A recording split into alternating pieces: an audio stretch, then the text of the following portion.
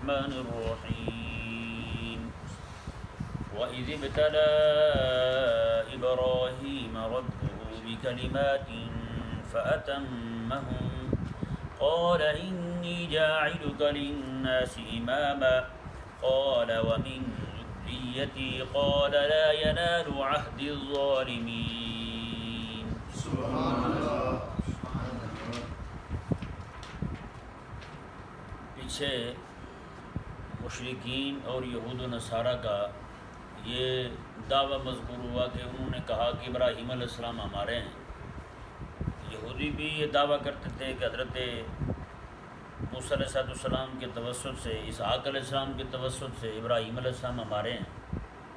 اور مشرکین جو تھے مکہ کے، کیونکہ وہ حضرت اسماعیل علیہ السلام کی اولاد میں سے تھے، تو وہ بھی یہ دعویٰ کرتے تھے کہ ہم اسماعیل علیہ السلام کے توسط سے ابراہیم علیہ السلام کی اولاد ہیں. اور اسی طرح کر کے نصارہ جو ہیں وہ بھی وہ دعویٰ کرتے تھے. اللہ تبارک و تعالیٰ نے ان تینوں گروہوں کو فرمایا ابراہیم علیہ السلام کی عظمت اور شان اور ابراہیم علیہ السلام کا رب تبارک و تعالیٰ کے ایک ایک حکم پر قربان ہونے کے لیے تیار ہو جانا. اپنا مال، اپنی اولاد، ہر چیز قربان کرنے کے لیے تیار ہونا. رب تبارک و تعالیٰ نے یہ بیان کر کے انہیں فرمایا کہ جس کے بارے میں تم کہہ رہے ہو ہم ان کے ہیں، ان کا طریقہ کیا تھا؟ وہ تو اپنی جان دینے کے لیے تیار ہو جاتے تھے. میں نے تمہیں کہا ہے کہ میرے حبیب کو مان لو، تم یہ نہیں مان رہے. رب تبارک و تعالیٰ نے کچھ چیزیں حضرت ابراہیم علیہ السلام کے متعلق بیان فرمائی. فرمایا وَإِذِ ابْتَلَىٰ إِبْرَاهِيمَ رَبُّهُ بِكَلِمَاتٍ فَأَتَمَّهُنَّ. فرمایا کہ ابراہیم علیہ السلام کو ان کے رب نے آزمایا بکلمات، کچھ کلمات سے، کچھ چیزوں سے. فَأَتَمَّهُنَّ، ابراہیم علیہ السلام ان ساری چیزوں میں کامیاب ہو گئے. فَأَتَمَّهُنَّ، بالاتمام آپ نے ان سب چیزوں کو انجام دے دیا. یہاں یہ ذہن میں رہے رب تبارک و تعالیٰ نے جو فرمایا نا کہ ابراہیم علیہ السلام کو اس کے رب نے آزمایا. بڑے مقام دینے کے لیے رب تبارک و تعالیٰ آزمائش کرتا ہے. کیا کرتا ہے؟ آزمائش کرتا ہے. اور مزے کی بات یہ ہے کہ یہاں پہ رب تبارک و تعالیٰ نے رب ہو کی جگہ کو اور لفظ نہیں لگایا، اپنا نام اور نہیں لگایا، اور ذکر نہیں کیا. اللہ تعالیٰ کے اور اسما بھی بہت تھے، لیکن لفظ یہاں رب آیا ہے. کیا ہے؟ لفظ رب آیا ہے. اور رب کا ایک معنی تربیت کرنا بھی ہے. کیا ہے؟ تربیت کرنا بھی ہے. فرمایا کہ میرا ابراہیم آگ میں جا رہا ہے، یہ سزا نہیں ہے، یہ تربیت ہے میرے ابراہیم کی. فرمایا کہ میرا ابراہیم جو ہے یہ اپنے شہر سے ہجرت کر رہا ہے، اپنے علاقے کو چھوڑ رہا ہے. یہ کو میرے ابراہیم کے لیے سزا نہیں ہے، بلکہ یہ میرے ابراہیم کی تربیت کا حصہ ہے. یہ خلیل اللہ بننے جا رہا ہے میرا ابراہیم. اسی طرح کر کے بیٹے کو چھوڑنے کا کہا، بیوی کو چھوڑنے کا کہا. کہاں چھوڑا؟ جہاں پہ کچھ ہے ہی نہیں، سب تک کا نام نہیں ہے، وہاں لوگ نہیں رہتے، بالکل تنہا گھر والی کو اور بیٹے کو چھوڑ دیا ابراہیم علیہ السلام نے. جی. اور پھر رب تبارک و تعالیٰ کا حکم ہے پہلوٹا بیٹا، جسے ہماری زبان میں کچھ اور پلیٹھی کا کہتے ہیں. پہلوٹا بیٹا جو ہے اردو میں یہی کہتے ہیں. تو پہلا بیٹا جسے رب تبارک و تعالیٰ نے فرمایا، خواب میں اشارہ ہوا اپنی پیاری چیز ذبح کرو. خواب میں یہی اشارہ ہوا، بکریاں ذبح کی، اونٹ ذبح کیے. پھر خواب ہے اپنی پیاری چیز، کہا پیاری تو بیٹا ہی ہے. پھر اس کے گلے پہ چھری رکھ دی. ان کے اچھا جب ماننے والا بندہ رب کا حکم ایسا ہو نا، پھر رب تبارک و تعالیٰ بھی جو چیزیں آخرت میں جا کے جنت میں ملی ہے نا، رب تبارک و تعالیٰ دنیا میں عطا فرما دیتا ہے. بتائیں بھی جنت سے مینڈھا آیا یا نہیں آیا؟ حضرت اسماعیل علیہ السلام کا فدیہ بننے کے لیے دنیا میں مینڈھا آیا، جنت سے مینڈھا آ گیا. جی بتائیں. جبریل امین علیہ السلام یہاں آ کے رکھ رہے ہیں. تو رب تبارک و تعالیٰ نے فرمایا کچھ چیزوں سے ہم نے انہیں آزمایا ہے. وہ ساری چیزیں یہاں بیان کرنا مقصد نہیں ہے کہ کچھ چیزیں جو ہے وہ ابراہیم علیہ السلام کی جو آپ کی سنت کریمہ ہے، جو ہماری شریعت کا بھی حصہ ہیں، جنہیں سنن المرسلین کے نام سے کتب احادیث میں بیان کی جاتا ہے. مفسرین بھی بیان فرماتے ہیں سنن المرسلین. کیا کہتے ہیں؟ سنن المرسلین. جیسے داڑھی شریف جو ہے، یہ داڑھی حضرت ابراہیم علیہ السلام کا طریقہ مبارکہ، اور اس کی جناب درستگی کرنا اور مونچھوں کو پست کرنا، اور حضرت سیدنا ناخن جو ہے یہ کاٹنا ابراہیم علیہ السلام کی سنت ہے. ختنہ کرنا یہ بھی ابراہیم علیہ السلام کی سنت ہے. ختنہ کرنے کا بھی عجیب طریقہ ہوا. حضرت جبریل امین علیہ السلام آئے، آ کے ابراہیم علیہ السلام کو کہا کہ رب نے حکم دیا ختنہ کرنے کا۔ ابراہیم علیہ السلام کی عمر بھی کافی تھی اس وقت، تو جبریل امین علیہ السلام گئے، واپس آئے تو ابراہیم علیہ السلام جو کلہاڑے کے ساتھ ختنہ کر کے بیٹھے ہوئے ہیں اور خون بہہ رہا ہے۔ تو جبریل امین علیہ السلام عرض گزار ہوئے، حضور میں تو جنت سے آپ کے لیے یہ اوزار لے کے آیا تھا، یہ چیزیں جنت سے لے کے آیا تھا، آپ کو تکلیف بھی نہیں ہونی تھی۔ تو فرمایا کہ جب رب تبارک و تعالیٰ کا حکم آ جائے پھر یہ دیکھنا تکلیف کس میں ہے، یہ کس میں نہیں ہے، پھر سکون طلبی آرام طلبی میں یہ عاشقوں کا کام ہے ہی نہیں۔ کتنی بڑی بات ہے، کلاڑے کے ساتھ ختنہ کر دی، وہ کرتا ہے یار یہاں۔ فرمایا کہ میرا ابراہیم تو وہ ہے، تو فاطمہن ایک ایک چیز میں فرمایا کہ میرا ابراہیم پورا اترا ہے۔ رب تبارک و تعالیٰ نے ارشاد فرمایا اب کیا ہوا، وہ تربیت پوری ہوئی تو رب نے انعام کیا دیا، قال انی جاعلک للناس اماما، اللہ تعالیٰ نے فرمایا کہ اب میں تجھے لوگوں کا امام بنانے لگا، لوگوں کا امام بنانے لگا۔ آج بتائیں جی پوری دنیا کے اندر کوئی بھی بندہ ابراہیم علیہ السلام کا منکر نہیں ہے۔ ابراہیم علیہ السلام کو سارے مانتے، یہودی ہوں نصارہ ہوں کوئی بھی ہوں۔ رب تبارک و تعالیٰ نے ارشاد فرمایا جی دیکھیں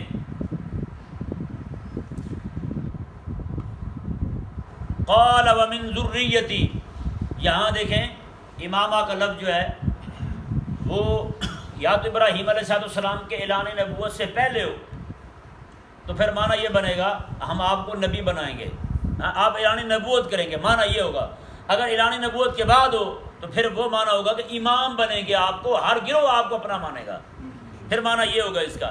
تو ابراہیم علیہ السلام نے جب دیکھا نا کہ میرے رب مجھے نبوت کا تاج پہنا رہا ہے، ابراہیم علیہ السلام نے فوراً عرض کی رب تبارک و تعالیٰ کی بارگاہ میں، قال ومن ذریتی، مولا میری اولاد میں سے کچھ لوگوں کو بھی نبوت دے دینا، میری اولاد میں سے کچھ لوگوں کو بھی دے۔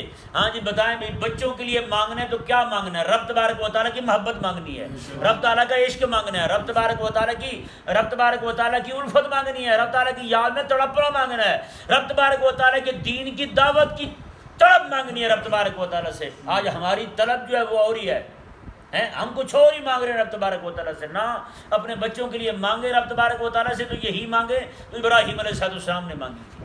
بہرحال ابراہیم علیہ السلام نے جو مانگا وہ نبوت مانگی تھی رب تبارک و تعالیٰ سے اپنی اولاد کے لیے، تو ہم جو ہے وہ نبوت کی نیابت علم جو ہے، نبوت کی میراث علم جو ہے وہ اپنی اولاد کے لیے مانگیں کہ اللہ تبارک و تعالیٰ ہماری اولاد کو بھی اسی راہ پر رکھے جس راہ پر اللہ تبارک و تعالیٰ کے خاص بندے چلتے رہے ہیں۔ دیکھیں جی رب تبارک و تعالیٰ نے ارشاد فرمایا،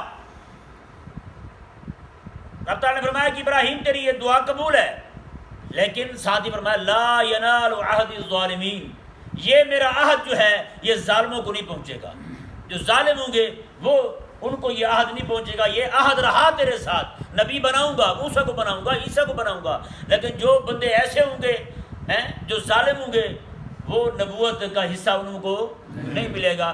یہ آیت مبارکہ واضح کرتی ہے کہ نبی ہوتا ہی معصوم ہے، نبی کیا ہوتا ہے؟ معصوم ہوتا ہے۔ رب نے خود فرما دیا کسی ظلم کرنے والے کو نبوت نہیں ملے گی، جو جن کو نبوت ملی ہے تو وہ ظلم کرنے والے نہیں تھے۔ یہ آیت مبارکہ میں صرف اشارہ دوں گا، اس آیت مبارکہ سے نعوذ باللہ یہ رافضی ہے نا کالے، انہوں نے یہ کہا ہے کہ حضرت ابوبکر اور عمر ظالم ہیں، نعوذ باللہ من ذالک، تو یہ لوگ جو ہیں نعوذ باللہ من ذالک، ان کا رد میں نے اپنی تفسیر ناموس صحابہ میں اس آیت کے تحت تفصیلاً کیا ہے، دوستوں کے پاس ہو تو اسے اس مقام کو ذرا خاص طور پہ پڑھیں۔ رب تبارک و تعالیٰ نے ارشاد فرمایا جی دیکھیں وَإِذْ جَعَلْنَا الْبَيْتَ مَثَابَةً لِلنَّاسِ وَأَمْنًا، اور فرمایا کہ اور ہم نے بیت اللہ کو یعنی کعبہ مشرفہ کو مصابہ کیا بنایا؟ مصابہ بنا دیا، لوٹنے کی جگہ۔ کون سی جگہ بنائی؟ لوٹنے کی جگہ۔ بتائیں بھائی جو بندہ کہتے ہیں جی ایک بندہ بار جو بندہ جاتا ہے نا جی تڑپ تو ہوتی ہے اسے، ایک بار آ جائے تڑپ پڑ جاتی ہے، کئی ساری چیزیں دیکھ کے بندے کا شوق مٹھا ہو جاتا ہے، مینار پاکستان دیکھ لیا شوق پورا ہو گیا، چڑیا گھر چلا گیا شوق پورا ہو گیا، لیکن قربان جائیں رب تبارک و تعالیٰ کے گھر کی عظمت اور شان کے، ایک بار ہو آیا ہے تڑپ اس کی بڑی ہے، شوق اس کا بڑا ہی ہے، شوق کم نہیں ہوا۔ تو اللہ تبارک و تعالیٰ کے اللہ تعالیٰ نے خود ارشاد فرمایا مصابۃ للناس، ہم نے لوگوں کے لیے مصابہ بنا دیا ہے، لوٹنے کی جگہ۔ مصابہ صابہ یصوبو، صابہ یصوبو لوٹنے کو کہتے ہیں۔ جیسے مثال کے طور پر کو آپ نماز پڑھتے ہیں نا اس کا اجر آپ کو ملتا ہے، اس اجر کو ثواب کہتے ہیں. کیا کہتے ہیں؟ لوٹ کے آ رہا ہے نا. ہے وہی نماز لیکن کسی اور صورت میں انعام کی صورت میں آپ کے پاس آ رہی ہے. روزہ رکھا ہے آپ نے, اس کا ثواب آ رہا ہے, وہ لوٹ کے نیکی آ رہی ہے نیکی لیکن انعام کی صورت میں آ رہی ہے, رب تعالیٰ کی رضا کی صورت میں آ رہی ہے, تو اسے ثواب اس لیے کہتے ہیں. کیا کہتے ہیں اسے؟ ثواب کہتے ہیں اسے. رب تبارک و تعالیٰ نے میں امنا اور امن کی جگہ بنا دی. یہ ذہن میں رہے, یہ امن کی جگہ ابراہیم علیہ السلام نے جب سے کعبہ بنایا نا تب سے یہ امن کی جگہ ہی آ رہی ہے. یہاں تک کہ کسی بندے نے اپنے باپ کے قاتل کو بھی دیکھا نا, وہ حرم میں آ گیا ہے تو اس نے حرم میں اسے اپنے باپ کے قاتل کو بھی کچھ نہیں کہا. حضرت عبداللہ بن عمر فرماتے ہیں مجھے پتہ چل جائے نا میرے ابا جی حضرت عمر کا قاتل حرم میں داخل ہو چکا ہے, آپ فرماتے ہیں میں اسے بھی کچھ نہیں کہوں, اسے بھی کچھ نہیں کہوں گا. رب تعالیٰ کے حکم کے سامنے سر جھکانا تو یہ ہوا نا یار, کہ سگے باپ کو قاتل بھی ہو, رب نے منع کر دیا اس کی طرف یہاں نہیں دیکھنا, باہر جا کے جو مرضی کرو میرے حرم سے نکل کے, لیکن وہاں دیکھا تک نہیں ہے حضور کے غلام. آگے دیکھیں جی رب تبارک و تعالیٰ نے ارشاد فرمایا وَاتَّخِذُوا مِن مَقَامِ إِبْرَاهِيمَ مُصَلَّى, فرمایا کہ جو مقام ابراہیم ہے اسے مصلی بنا لو. اسے کیا بنا لو؟ حضرت عمر نے عرض کی آقا علیہ السلام کی بارگاہ میں, یا رسول اللہ یہ ابراہیم علیہ السلام کے مقام جو ہے, یعنی ابراہیم علیہ السلام نے جہاں اپنے پاؤں رکھے, رب تبارک و تعالیٰ نے معجزتاً اسے ایسا نرم بنا دیا کہ آپ کے پاؤں جو ہے ٹخنوں تک اس میں اندر چلے گئے, پاؤں دھنس گئے. آج تک وہ نشان موجود ہے, آج تک وہ نشان موجود ہے. پہلے یہ کعبہ شریف کے ساتھ تھا, بالکل کعبے کے ساتھ تھا. مقام ابراہیم جو ہے وہ جو گولڈن رنگ کا سنہرے رنگ کا آپ گنبد دیکھتے ہیں, چھوٹا سا وہ بنا ہوا ہے, شیشے اس میں لگا ہوا ہے, وہ جس جگہ پر آج ہے نا یہ حضرت عمر کا رکھا ہوا ہے. کس نے رکھا یہاں؟ حضرت عمر رضی اللہ تعالیٰ نے یہاں رکھا تھا, کیونکہ حاجی بڑھ گئے تھے تو اس لیے انہوں نے کہا کہ اسے تھوڑا سا ہٹ کے رکھا جاتا کہ حاجی جو ہے وہ طواف کر سکیں. لیکن آج تو اللہ تعالیٰ نے اتنا کرم کیا, آج وہاں بھی تھوڑے سے حاجی ہوتے ہیں, باقی سارے باہر ہوتے ہیں. پھر حاجی اتنے بڑے کہ انہیں جناب اوپر منزل بنانی پڑی, اوپر سے حاجی گزر رہے ہوتے ہیں اس طرح کر کے, کہ نہیں سمجھ آیا مسئلہ. ہاں تو یہ حضرت عمر رضی اللہ تعالیٰ نے یہاں رکھا اس مقام کو, تو یہ اس بات کی دلیل ہے کہ اس کعبے کو بنانے والا جو بندہ تھا اس کے نالین شریف کے جو نشان ہیں وہ بھی آج کسی کے پاس موجود ہیں, تو وہ رسول اللہ علیہ السلام کی امت کے پاس موجود ہیں, وہ بھی آج تک ہمارے ہی پاس موجود ہیں. جب سے جناب ابراہیم علیہ السلام نے کعبہ شریفہ بنایا ہے, کعبہ بھی وہی موجود ہے اور مقام ابراہیم بھی وہی موجود ہے. تو رب تبارک و تعالیٰ نے اسے حضرت عمر رضی اللہ تعالیٰ نے کہا نا کہ یہاں آپ بتائیں جی کعبہ وہاں موجود تھا, اس کے علاوہ بھی کسی برکت والی جگہ کی ضرورت تھی؟ کعبہ جو موجود تھا وہاں ابراہیم علیہ السلام کی تعمیر تھی, لیکن نہ.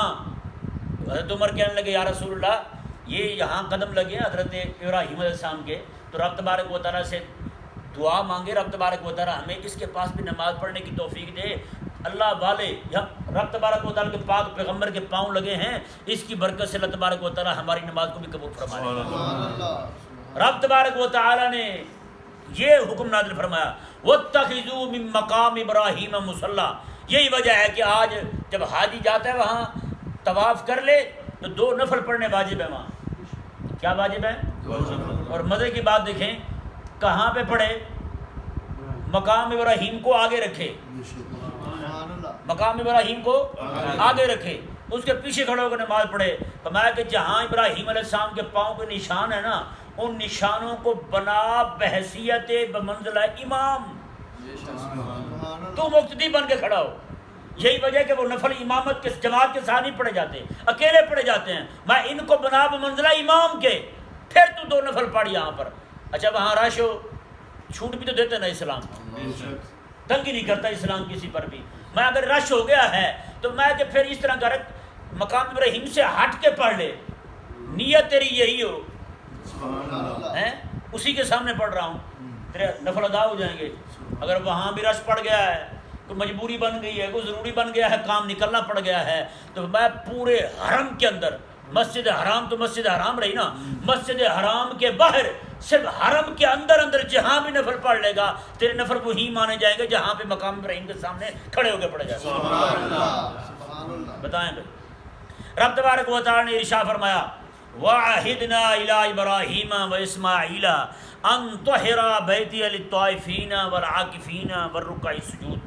اللہ تعالیٰ نے فرمایا یہاں پہ پھر تعریض ہو رہی ہے مکے کے کافروں کو، جی جنہوں نے حبیب کریم علیہ السلام کو وہاں سے نکال دیا تھا۔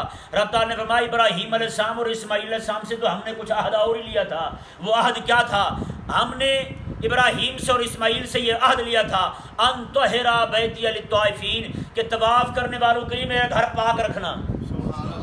تو مطلب کیا ہے؟ اس آیت مبارکہ کے اندر یہ مسئلہ بیان ہو رہا ہے کہ طواف پاک رکھنا میرا گھر، اور طواف کرنے والوں کو روکنا بھی نہیں ہے۔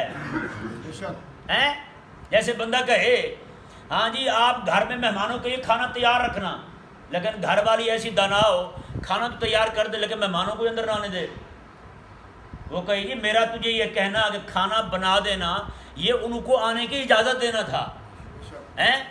کھانا بنا دینا یہ لفظ جو ہے، یہ جملہ جو ہے ان کی اجازت کو متضمن ہے، ان کو بھی آنے دینا۔ کہ آپ نے کھانا بنانے کا کہا تھا، آپ نے یہ تھوڑا کہا تھا انہیں اندر بھی آنے دینا ہے؟ یہ تو جی بیوقوفی ہے۔ رب تبارک و تعالیٰ نے فرمایا کہ میں نے ان سے عہد لیا تھا کہ اس گھر کو پاک رکھنا، وہ عہد تم تک بھی آ رہا تھا۔ تمہارے ذمہ کیا تھا؟ للطائفین، طواف کرنے والوں کے لیے، والعاکفین، اور اعتکاف کرنے والوں کے لیے، والرکع السجود، اور رکوع کرنے والے اور سجدہ کرنے والوں کے لیے تم نے اس گھر کو پاک رکھنا ہے، مطلب انہیں آنے بھی دینا ہے۔ تم نے کیا کیا؟ یہاں بت رکھ دیے، کعبے کو پلید کر دیا تم نے، یہاں گندگی پھیلا دی تم نے، یہاں شرک شروع کر دیا تم نے۔ جس گھر کو پاک رکھنے کا حکم تھا اور جو پاک کرنے آئے تھے انہیں تم نے داخل نہیں ہونے دیا ہے۔ تو پھر اس کا ولی، اس کا وہ جو ہے وہ خدمت گزار، اس کا متولی تو وہی بنتا ہے نا جو اسے پاک رکھے اس طرز پہ جس طرز پہ ابراہیم اور اسماعیل نے پاک رکھا ہے۔ تو تم تو اس کے ذمہ یہ کر ہی نہیں سکتے۔ علماء اسے یہ ثابت کرتے ہیں مسجد کا متولی بھی وہ ہونا چاہیے جس کے اپنے کام ٹھیک ہوں، جس کا اپنا عقیدہ ٹھیک ہو۔ جیسے جہاں رب تبارک و تعالیٰ نے تم متولی ہو ہی نہیں سکتے کعبے کے، تمہیں تو کہا تھا کہ مسجد میرے گھر کو صاف رکھنا ہے۔ کن کے لیے؟ طائفین، عاکفین، رکع السجود، ان کے لیے تم نے پاک رکھنا ہے، ان کو روکنا نہیں ہے تم نے۔ لیکن تم نے کیا کیا ہے؟ تم نے یہاں بت لا کے کھڑے کر دیے، 360 بت صرف ایک گھر میں رکھ دیے جسے پاک رکھنے کا حکم تھا، جس گھر کا تقاضا یہی تھا کہ سوائے رب کے کسی کے سامنے نہ جھکا جائے۔ تم نے اسی گھر میں 360 بت رکھ دیے ہیں، اتنا بڑا بت رکھ دیا تم نے وہاں جس کا قد کعبے سے بھی اونچا ہے۔ کیسے لوگو تم؟ رب تبارک و تعالیٰ نے ارشاد فرمایا، جی دیکھیں وَإِذْ قَالَ إِبْرَاهِيمُ، اب ابراہیم علیہ السلام دعا کر رہے ہیں، کیا کر رہے ہیں؟ دعا کر رہے ہیں۔ وَإِذْ قَالَ إِبْرَاهِيمُ رَبِّ اجْعَلْ هَٰذَا بَلَدًا آمِنًا، عرض کرتے ہیں رب کی بارگاہ میں، اے میرے رب اجعل ھذا بلدًا آمنا، اس شہر کو امن والا بنا دے۔ سبحان اللہ۔ ہیں جی یہاں ایک بیٹے کو اور گھر والی کو چھوڑ کے جا رہے ہیں تو یہ دعا کر رہے ہیں مولا اس گھر کو امن والا بنا دے۔ وارزق اہلہ من الثمرات، اور اس کے رہنے والوں کو جو یہاں رہتے ہیں تیرے گھر میں رہتے ہیں، سبحان اللہ، مزیدار بات آ رہی ہے آگے، سبحان اللہ، جو تیرے اس گھر میں رہتے ہیں یہاں رہتے ہیں ان کو تو پھل عطا فرما، سبحان اللہ، پھل بطور رزق عطا فرما۔ کیوں کہا؟ یہ نہیں کہا مولا یہاں جو پہاڑ بنے ہوئے ان کو ہٹا دے، یہاں پہ میری اولاد جو ہے بغات اگائے، یہ کرے وہ کرے، نہ نہ نہ، یہ نہیں کہا۔ میں عرض کی رب تعالیٰ کی بارگاہ میں، مولا جب تیرے گھر کے متولی بنیں گے، تیرے گھر کے خدمت گزار بنیں گے، تیرے گھر کے یہاں امام بنیں گے، تو پھر یہ کمانے لگ گئے، ہل جوتنے لگ گئے، تو پھر یہ کام تیرے گھر کا تو نہیں ہوگا، تیرے گھر کا کام تو نہیں ہوگا۔ مولا ان کو تو غیب سے پھل عطا فرما، ہاں ان کو باہر سے پھل عطا فرما، کمائیں اور پہنچے ان تک۔ ہیں جی جب مدینہ شریف میں، مکہ شریف میں پاکستان کا آم ختم ہوتا ہے نا، تو پھر افریقہ کا آم جانا شروع ہو جاتا ہے۔ جب وہاں یہاں کا کیلا جانا بند ہوتا ہے تو اس وقت لبنان سے کیلا آنا شروع ہو جاتا ہے۔ یعنی پوری دنیا کے موسمی پھل جو ہیں جہاں اگئے وہاں ختم ہو سکتا ہے، لیکن ابراہیم علیہ السلام کی دعا کا اثر دیکھے، وہاں کبھی کوئی بھی پھل کسی بھی موسم کا ختم ہی نہیں ہوا، ہر موسم کا پھل ہر وقت موجود رہتا ہے۔ رب تبارک و تعالیٰ یوں عطا فرماتے ہیں۔ اس سے یہ بھی ثابت ہوا مسئلہ کہ عالم جو ہے نا، عالم جو امت کی خدمت کے لیے بیٹھا ہو، امت پر لازم ہے کہ ان کی اس کی دنیاوی ضروریات کا خیال رکھیں۔ کیا کریں؟ ان کی دنیاوی ضروریات کا خیال رکھیں، کیونکہ اگر وہ بھی اٹھ گیا کام کرنے چلا گیا تو جس سے تو نماز نہیں پڑھی جاتی، کام کیا ہوتا ہے؟ کہتے مولوی پیسے کیوں لیتے ہیں، تنخواہ کیوں لیتے ہیں؟ میں نے کہا آپ نمازیں کتنی پڑھتے ہیں؟ کہتا جی ایک پڑھتا ہوں۔ میں نے کہا کون سے؟ کہتا فجر کی۔ میں نے کہا باقی؟ کہتا ہے وہ کام میں ہوتا ہے نا۔ میں نے کہا اگر یہی حال مولوی بھی کرنے لگے نماز کیسے پڑھائے گا؟ میں نے کہا ایک منٹ میں تو گھگو بن جاتا ہے، محدث اعظم اور مفتی اعظم بن جاتا ہے، ٹی وی اینکر بن جاتا ہے، مولوی کیوں تنخواہ لیتے ہیں بھائی؟ رب کا کام اور پیسے لے کر ہیں؟ میں نے کہا دلیلہ تجھ سے نماز پڑھی نہیں جاتی ہیں، وہ جو کام میں ہوتے ہیں جی تو اس لیے پھر نہیں پڑھ سکتے۔ تو میں نے کہا کہ وہ بھی کام میں ہوا تو پڑھانا دور کی بات ہے، وہ پڑھنے سے بھی رہے گا ہیں؟ یہ تو آپ کے ذمہ ہے۔ حضرت عمر رضی اللہ عنہ، حضرت عثمان غنی رضی اللہ تعالیٰ عنہ نے مؤذنین، ائمہ اور علماء جو تھے ان کے ماہانہ تنخواہیں مقرر کی تھی، ان کو گھر میں پہنچتا تھا سارا کچھ۔ بھائی یہ تمہیں وہی پہنچے گا، تم نے صرف رسول اللہ صلی اللہ علیہ وسلم کے دین کا کام کرنا ہے، سبحان اللہ، دین کی خدمت کرنی ہے۔ رب تبارک و تعالیٰ نے ارشاد فرمایا جی دیکھیں، من آمن منہم باللہ والیوم الآخر، سبحان اللہ۔ یہ پیچھے دیکھیں یہ آیت مبارکہ پہ اصل میں چاہ رہا ہوں کہ زیادہ پڑھ لیں، آج بات اس لیے مختصر کر رہا ہوں ورنہ ایک آیت پہ سارا وقت ختم ہو جائے، کل بھی سبق نہیں ہوا۔ پیچھے ہم نے جو پڑھا ہے ابراہیم علیہ السلام نے دعا کی مولا میری اولاد کو بھی نبوت دے۔ رب تعالیٰ نے لا ینال واحد الظالمین، ظالموں کو نہیں دوں گا میں، ظالموں کو نہیں دوں گا میں، جو حق سے ہٹا ہوا کو اسے نبوت نہیں ملے گی۔ یہ کہا رب تبارک و تعالیٰ نے، میں کہ نبوت ہر ایک کو نہیں ملتی۔ یہاں دعا کرتے ہوئے ابراہیم علیہ السلام نے وہی اصول ذہن میں رکھا، کہنے لگے مولا پھل دے ان کو جو صرف تجھ پر ایمان لانے والے ہیں، والیوم الآخر، اور آخرت پر ایمان رکھنے والے ہیں، جو تجھ پر ایمان رکھے اور آخرت پر ایمان رکھے انہیں پھل عطا فرما۔ انہیں کہا کہ یہ نہ ہو میں اب یہ پھر دعا کروں مولا صرف ایمان والوں کو دے، یہ سب کو دے، تو رب فرما دے نہیں صرف ایمان والوں کو دوں گا، باقی کو نہیں دوں گا۔ لیکن رب تبارک و تعالیٰ نے یہاں ابراہیم علیہ السلام نے وہی اصول ذہن میں رکھا، نبوت ملنے والا، تو رب تعالیٰ نے پتہ کیا ارشاد فرمایا کالا ومن کفر، میں ابراہیم اب یہ دعا یہاں نہیں بنتی، تو نے یہ کہا ہے پھل دے صرف ایمان والوں کو، روٹی دے ایمان والوں کو، میں نہ ومن کافر، جو کافر بھی ہوگا نا روٹی اسے بھی دوں گا، جو کافر بھی ہوگا نا پھل اسے بھی دوں گا، جو کافر بھی ہوگا نا کھانا اسے بھی دوں گا، لیکن کیا ہوگا فَأُمَتِّعُهُ قَلِيلًا، اسے تھوڑا نفع اٹھانے دوں گا دنیا میں، نفع اٹھانے دوں گا دنیا میں، ثُمَّ اضْطَرُّهُ إِلَىٰ عَذَابِ النَّارِ، پھر اسے جہنم کے عذاب کی طرف اضْطَرُّهُ گھسیٹ کر لے جاؤں گا میں، اضْطَرُّهُ، یہ نہیں کہا اُدْخِلُهُ، نہ اضْطَرُّهُ، مجبور کر کے اسے گھسیٹ کر رگڑ کر اسے جہنم ڈال دوں گا میں، روٹی سب کو دوں گا میں، رزق دوں گا، پھل دوں گا اسے میں۔ آگے کیا فرمایا وَبِئْسَ الْمَصِيرُ، اور کتنا ہی برا ٹھکانہ ہے۔ اس سے ثابت ہوا مومن بندہ یہاں بھی کھاتا ہے رب تبارک و تعالیٰ کے حکم سے اور اس کی اجازت سے کھاتا ہے، اور یہاں تو کچھ بھی نہیں کھاتا، جو آخرت میں کھائے گا وہ اس کے لیے ہوگا۔ اللہ اکبر۔ آگے جی پھر دعا آ رہی ابراہیم علیہ السلام کی، رب تعالیٰ نے ارشاد میں وَإِذْ يَرْفَعُ إِبْرَاهِيمُ الْقَوَاعِدَ مِنَ الْبَيْتِ وَإِسْمَاعِيلُ، اور فرمایا کہ جب ابراہیم علیہ السلام اور اسماعیل علیہ السلام دونوں باپ بیٹا کعبہ شریفہ کی بنیادیں نیے اٹھا رہے تھے، بنیادیں اٹھا رہے تھے، دیواریں اٹھا رہے تھے، دیواریں اٹھاتے اٹھاتے رات ساتھ دعا بھی کر رہے تھے، ربنا تقبل، مولا قبول بھی کر۔ اللہ اکبر۔ اس سے ایک مسئلہ اور بھی ثابت ہوتا ہے کہ بندہ نیکی کرتے ہوئے آکڑ نہ جائے، نماز پڑھ کے بدماشی بنا پھرے، اور میں جی نماز پڑھ کے آیا ہوں، مولوی پر احسان کیا میں نے، ہاں نہ ایسا نہ ہو۔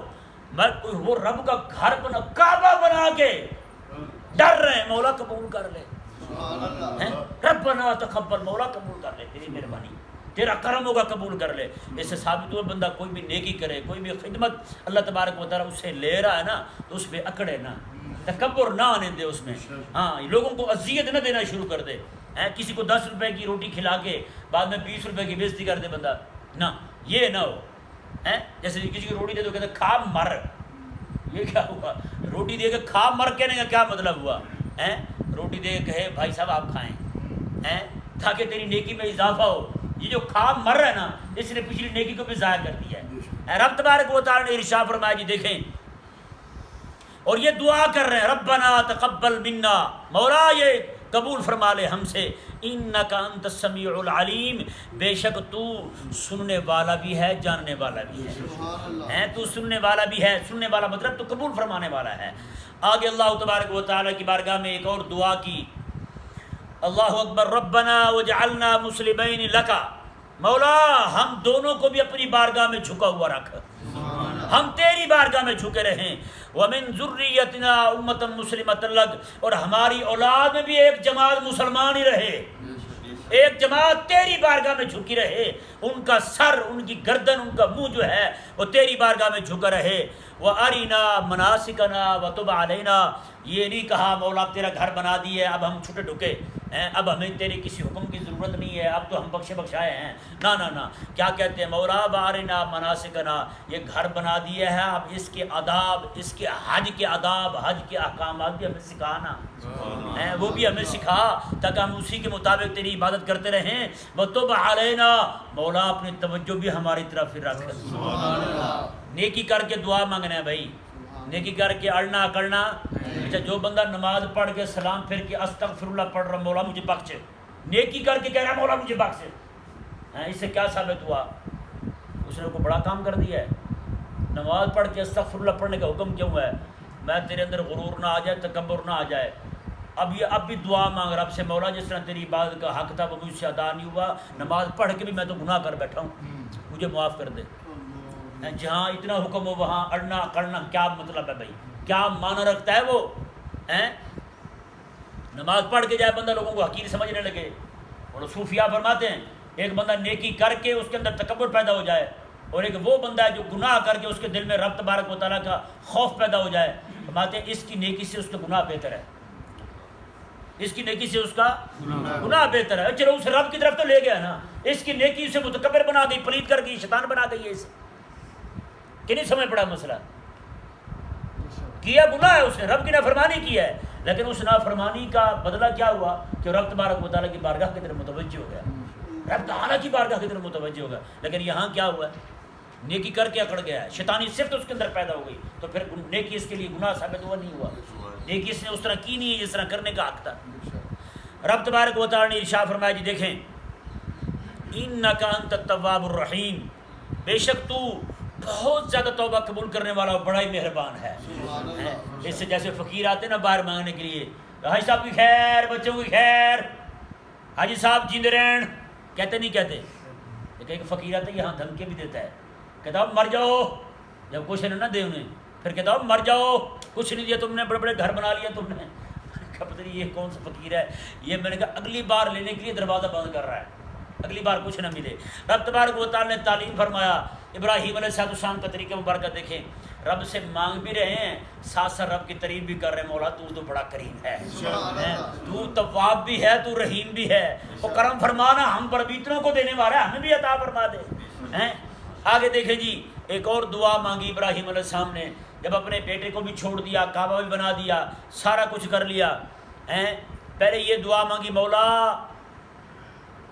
ان کی طرف اپنے کعبے کی طرف لوگ آئیں، فَجْعَلْ أَفْئِدَةً مِّنَ النَّاسِ، کچھ لوگوں کے دل جو ہیں وہ بھی اس طرف جھکے رہے ہیں۔ مفسرین فرماتے ہیں حضرت سیدنا ابراہیم علیہ السلام صرف یہاں پہ حرف من، حرف جار جو ہے یہ نہ لگاتے، یہ کہہ دیتے مولا سارے لوگ آئیں، تو باتیں کسی نے اپنے گھر میں رہنے نہیں تو سارے ادھر ڈھکے رہتے، سارے ادھر ہی آ جاتے، کہتے ہیں مولا ہم پڑے ہوئے ادھر۔ رب تعالیٰ نے فَجْعَلْ أَفْئِدَةً مِّنَ النَّاسِ، کچھ لوگوں کو ادھر موڑ دے۔ اب کیا ہوتا ہے، کچھ لوگ کیا ہر طرف لوگ جو ہیں کئی وہاں پہنچے ہوتے ہیں، کئی راستے میں ہوتے ہیں، کئی تڑپ رہے ہوتے ہیں، ہے یا نہیں ایسا؟ یہ دعا کی رب تعالیٰ کی بارگاہ میں، ربنا وبعث فیہم رسولا، مولا تیرا گھر بھی بنا دیا ہے، یہاں اپنی اولاد کو بھی بسا دیا، مولا اب اس طرح کر، اب وہ شانوں والا رسول بھی بھیج، شانوں والا رسول بھی بھیج۔ وبعث فیہم رسولا منہم یتلو علیہم آیاتک، یہاں پہ تین منصب بیان کیے، کتنے منصب بیان کیے؟ تین منصب بیان کیے۔ پہلا کون سا ہے؟ یتلو علیہم آیاتک، تیری آیتوں کی تلاوت کرے، تیری آیتوں کی تلاوت کرے، وَيُعَلِّمُهُمُ الْكِتَابَ، اور تیری کتاب ان کو سکھائے۔ بتائیں ابراہیم علیہ السلام کو پتہ نہیں تھا کہ ہاں عربی بولنے والے ہوں گے، قرآن عربی میں آئے گا، بولنے والے بھی عربی، کتاب بھی عربی. عربی کو کتاب سکھانے کے لیے رسول عربی کی ضرورت ہو. سبحان اللہ. آج کا مرزا جہنمی کہے کہ ہمیں سیکھنے کے لیے صرف ترجمے کی ضرورت ہے، ترجمہ مل گیا ہمیں، ہم علامۃ الدہر بن گئے، علامۃ الدہر والقہر، ہم علامۃ الدہر بن گئے. ابھی کون سے علامۃ الدہر ہو تم ہیں؟ حضرت ابوبکر عربی جاننے والے ہوں، حضرت عمر عربی جاننے والے ہوں، پھر جا کے حضور سے پوچھیں حضور اس کا مطلب کیا ہے سبحان اللہ. ہیں؟ اور یہ جاہل کہتے ہیں جی ہمیں تو صرف ترجمہ کافی ہے.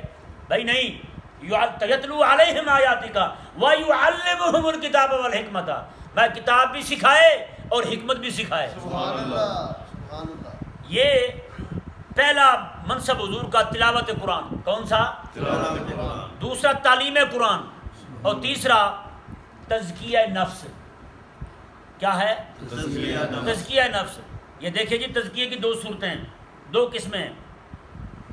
پہلا ہے تخلیہ، تزکیہ کے تحت آتا ہے تخلیہ، اور دوسرا ہے تجلیہ.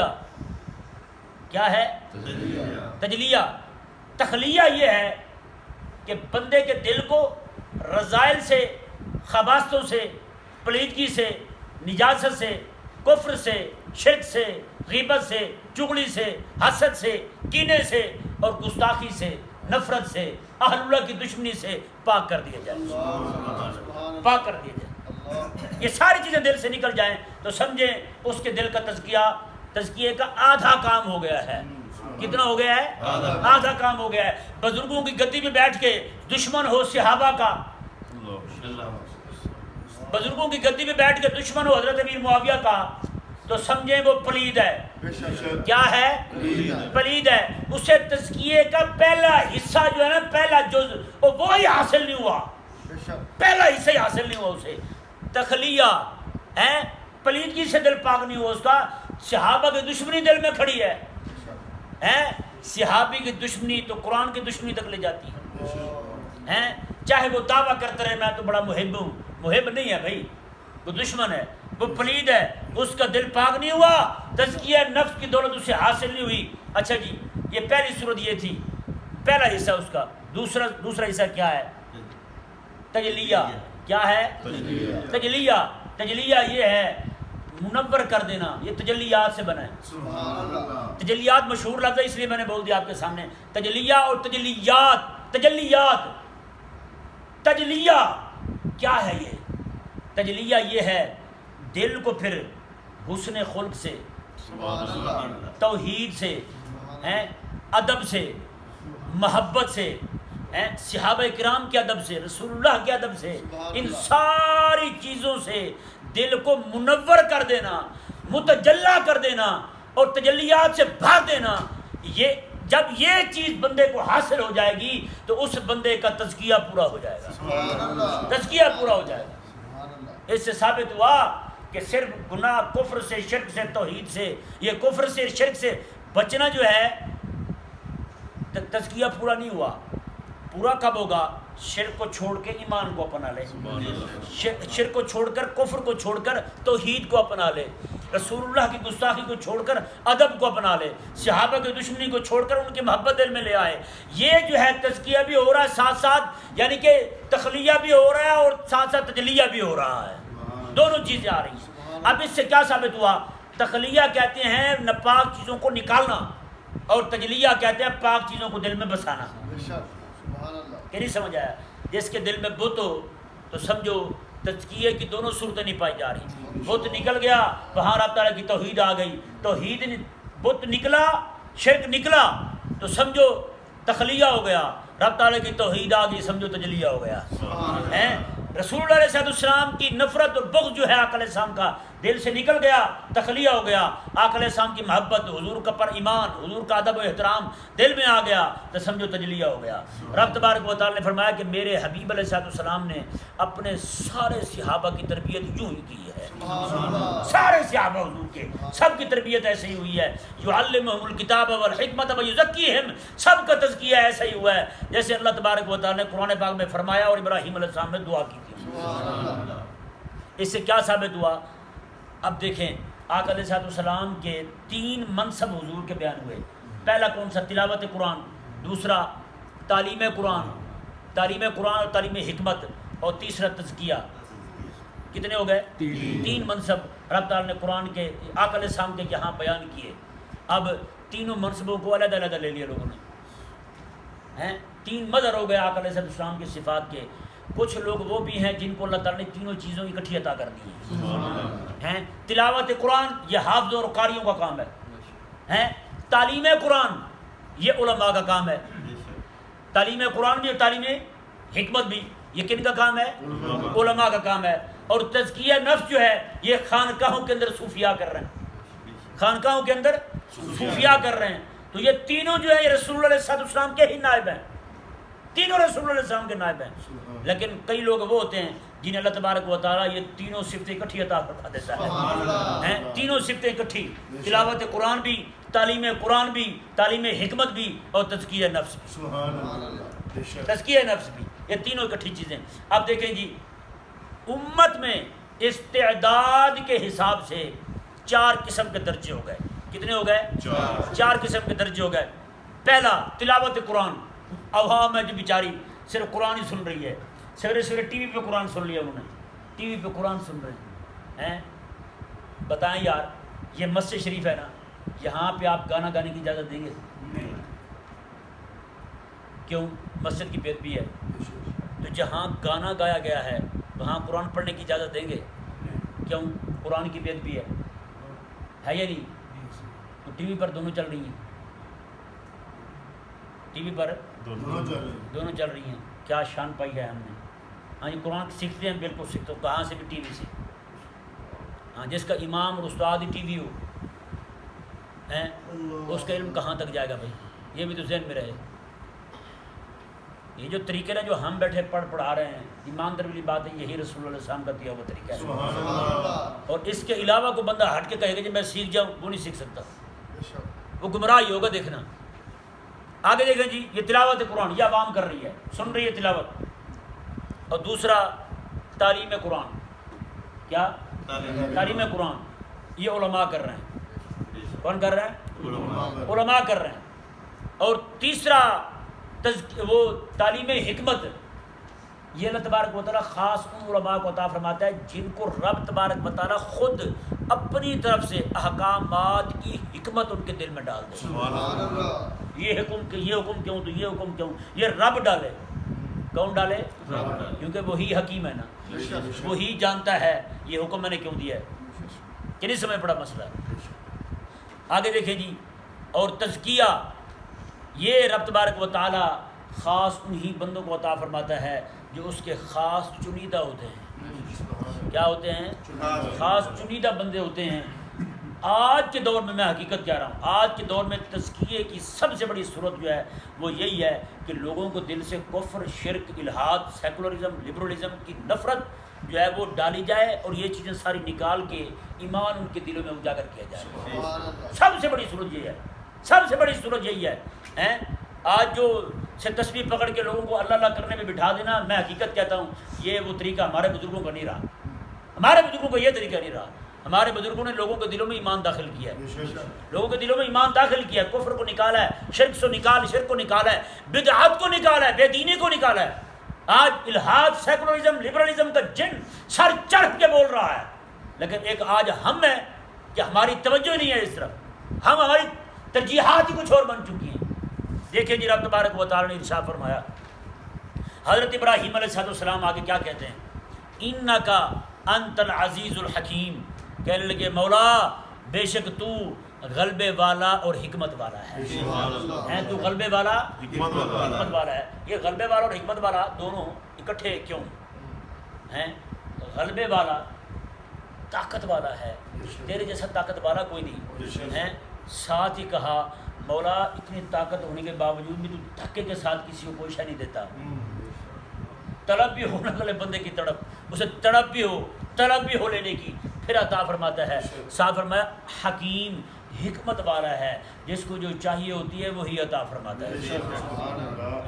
جس کو جو چاہیے ہوتی ہے وہی عطا فرماتا ہے. اللہ تبارک و تعالی ہم سب کو کریم آقا علیہ السلام کے ان مناسب جلیلہ کا ادب کرنے کی، انہیں اپنانے کی توفیق عطا فرمائے۔ آمین